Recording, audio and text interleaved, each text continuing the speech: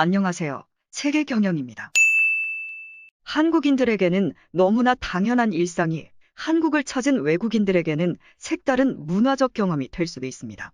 경제력이나 인프라, 치안 수준에서 세계 최정상 수준을 꾸준히 유지하고 있는 한국이기에 그러한 문화적 경험에 대한 외국인들의 소감은 긍정적인 경우가 다수를 차지하는데요. 한국에서의 생활을 마치고 귀국한 외국인이 한 커뮤니티에 남긴 한국에서 겪은 인상적인 문화적 경험들이라는 주제로 올린 글에 많은 외국인들이 다양한 반응을 남겼습니다.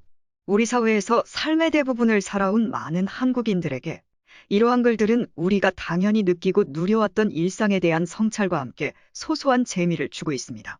먼저 글의 작성자가 올린 글을 순서대로 간략하게 정리해 소개해드리겠습니다.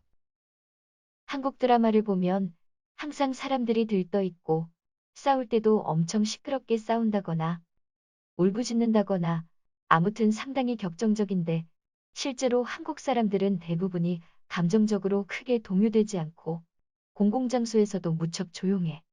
물론 드라마와 현실은 당연히 차이가 있는 거지만 처음 한국에 와서 한국 사람들을 보고 느꼈던 위화감 가운데 하나야. 5년 넘게 살면서 공공장소에서의 폭력행위나 길거리 패싸움을 목격한 적이 없어. 실제로 사람들이 싸우는 것을 본 것도 손에 꼽을 정도고 그나마도 언성이 높아지는 수준에서 끝나더라고. 한국 밖의 나라와는 다르게 한국 사람들은 물리적 폭력을 쓸 경우 그 이후에 자신에게 미칠 파장을 더욱 우려하는 것처럼 보였어. 술자리를 한 장소에서만 시작해서 끝내는 경우가 거의 없었어. 짧게는 1시간 간격으로 술집이나 노래방을 옮겨 다니며 밤새 술을 먹는데 처음에는 이해가 안 됐고 체력적으로도 힘들었어. 한국인 친구들에게 그 이유를 물어보니 한 장소에서 계속 마시면 지겹지 않냐고 하더라고. 이제는 나도 적응이 되었는지 미국에 와서도 한 장소에서만 계속 술을 먹다 보면 다른 곳으로 옮기고 싶어져. 하지만 딱히 갈 곳이 없지. 다들 아는 얘기겠지만 인터넷과 스마트폰 데이터 속도가 충격적이야. 한국인들은 자신들이 원하는 정보를 클릭했을 때 그게 바로 뜨지 않으면 정신적으로 큰 타격을 입는 것처럼 보였어. 많은 외국인들에게 버퍼링은 어쩌면 당연한 기다림의 시간이지만 말이야. 나 역시도 나중에 휴가차 귀국해서 유튜브를 보고 있는데 버퍼링 표시가 나타나자 혈압이 올라가는 게 느껴지더라. 한국에 오기 전까지 OK의 뜻으로 예하고 내만 있는 줄 알았어. 그런데 막상 와서 보니까 대부분 내내 예의 등의 표현을 더 자주 사용하는 것 같더라고. 나이 든 사람들이나 아줌마들은 더 나아가 예의예의까지 쓰던데 영어로는 그런 화법이 보통 비굴 때 쓰는 표현이다 보니 좀 웃겼어. 게다가 각자의 뉘앙스 차이가 모두 오묘하게 달라서 익히느라 애를 좀 먹었어. 그런데 나중에 알고 보니 얘하고 내조차도 그 정중함과 뉘앙스의 차이가 미세하게 다르더라고. 버스와 기차, 지하철 등은 사실상 시간표와 거의 동일하게 운행한다고 보면 돼. 연착이 없는 건 아니지만 대부분 수분 단위에서 해결되고 그런 정시성과 시설의 수준에 비해서 가격은 어이가 없는 수준으로 저렴해. 밤 11시 즈음에 교복을 입은 학생들이 돌아다니고 있어서 처음에는 문제가 있는 아이들이라고 생각했는데 잠시 후엔 그 뒤로 엄청난 행렬의 학생들이 뒤따르고 있었어. 알고 보니 그 시간이 학교가 끝난 시간이라 큰 충격을 받았고 두 번째로 밤 11시에 학생들이 혼자 집으로 귀가하는 치안 수준에 놀랐다. 군인이나 경찰관들이 너무 어려 보여서 가끔 놀랐어. 미국에서는 경찰관이 굉장히 우락부락하고 마초적인 이미지인데 한국의 경찰관들은 학생 내지는 아이돌 가수처럼 관리도 잘 된 피부에 그냥 유니폼만 입혀놓은 것 같더라고. 한국인의 김치와 고추장에 대한 열정은 경이로울 정도야. 전 세계 어느 민족도 이 정도로 특정 음식이나 조미료를 몇 끼니 빠지지 않고 먹는 사례는 내가 알기로는 없어. 한 직장에서 1년 넘게 근무를 하고 나면 한 달치 급여를 더 주는 것이 법제화되어 있었어. 작별 보너스 치고는 아주 기분 좋은 제도라고 생각했어. 한국을 처음 찾았을 때 가장 먼저 가본 장소 중에 하나가 PC방인데 그때의 충격은 아직도 생생하다.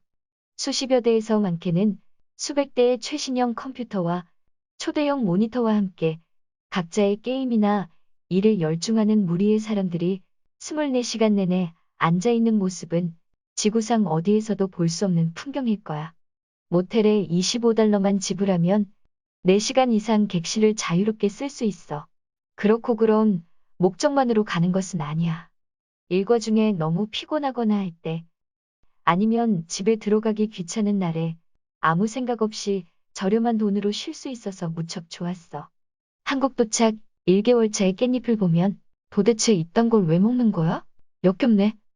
1년차 이후에는 한국어로 깻잎 많이 주세요 를 말하는 나를 만나게 돼.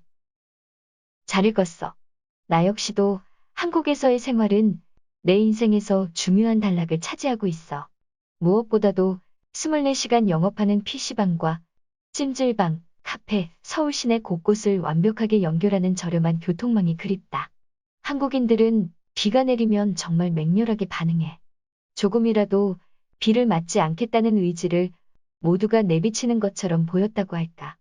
심지어 사소한 가랑비일지라도 한국인들은 우산을 챙기거나 비를 피할 곳을 찾아 모두가 달려가는 것처럼 보였어. 그건 너가 한국 장마철을 겪어보지 않아서 그런 것 같은데? 한국에 오기 때는 정말 조금이라도 비가 내리는 것 같은 기분이 들면 철저하게 준비를 해야 하니까. 열대 지역의 스콜 수준이라서 아마 그 시기에 호된 폭우 때문에 한국인들 모두가 민감하게 행동하는 것 같아. 나는 쓰레기 봉투를 사야 한다는 점이 이색적이었어.